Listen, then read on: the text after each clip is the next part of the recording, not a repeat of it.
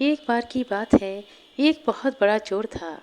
जब वो मरने लगा तो अपने बेटे को बुलाकर नसीहत दी, अगर तुझे चोरी करनी है तो किसी महात्मा के सत्संग में, गुरुद्वारे, धर्मशाला या धर्मस्थल पर मत जाना।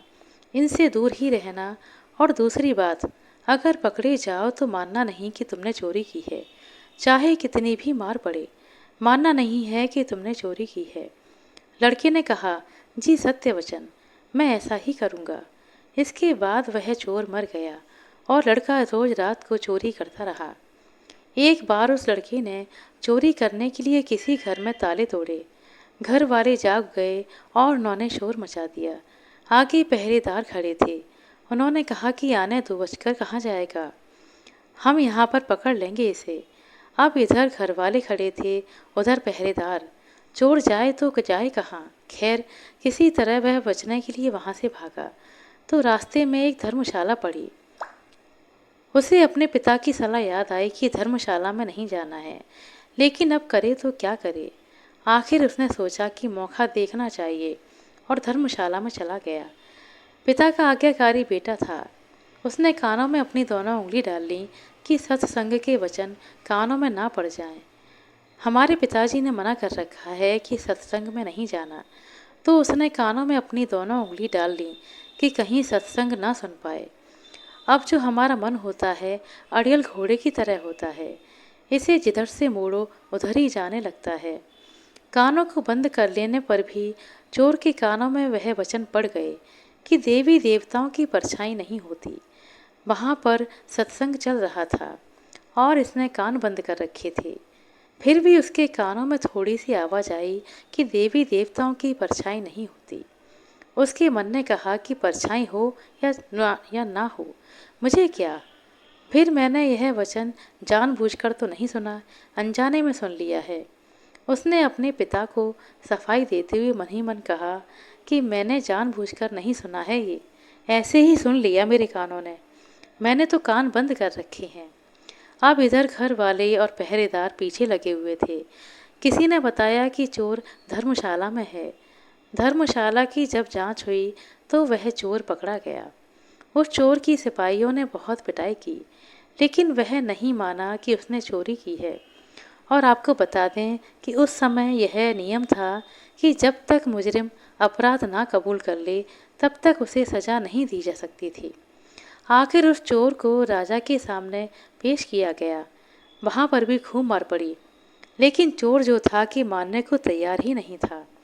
उसने अपने पिता से वचन ले रखा था कि कितनी भी मार पड़े, मानना नहीं है कि हमने चोरी की है। राजा को पता था कि चोर जो होते हैं वो देवी की पूजा करते हैं, देवी की आराधना करते हैं। इसीलिए सिपाहियों ने एक ठगनी को सहायता के लिए बुलाया। ठगनी को बुलाया गया, सारी बात बताई गई तो उसने कहा कि मैं मना लूँगी उसे, उससे कहलवा लूँगी कि इसने ही चोरी की है। उस ठगनी ने देवी का एक वेश बनाया, दो नकली बाहें लगाईं, चारों हाथों में चारों मशालें जलाईं और नकली शेर की सवारी की। चूंकि वह सिपाहियों के साथ मिली हुई थी, इसीलिए जब वो आई तो उसको उसकी हिदायत के अनुसार जेल के दरवाजे कड़कड़ करके खुल गए। पहले से सब तय था कि देवी जब आए, जेल में सारे दरवाजे अपने आप खुलते जाएं। ऐसा ही हुआ।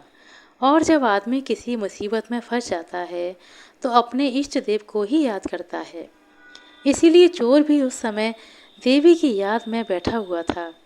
अचानक से दरवाज़ा खुला और अंधेरे कमरे में एकदम रोशनी हो गई और ठगनी जो देवी का रूप बनाई हुई थी, देवी के रूप में ही एक खास अंदाज में बोली, देखो भक्त, तुमने मुझे याद किया और मैं आ गई।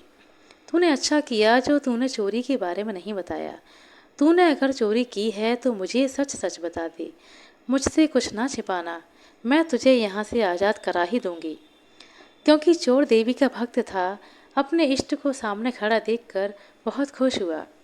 मन में सोचा कि मैं इसको सच सच बता दूं। अभी वह बताने के लिए तैयार ही हुआ था कि उसकी नज़र देवी की परछाई पर पड़ गई। उसको फौरन सत्संग का वचन याद आ गया कि देवी की परछाई नहीं होती है। उसने देखा कि इसकी तो परछाई है, वह समझ गया कि यह देवी नहीं है, मेरे साथ छल हुआ है। यह सोचकर वह रुक गया और बोला, माँ मैंने चोरी नहीं की है।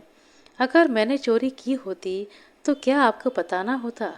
आप तो सर्वव्यापी हैं, आप सब जानती हैं।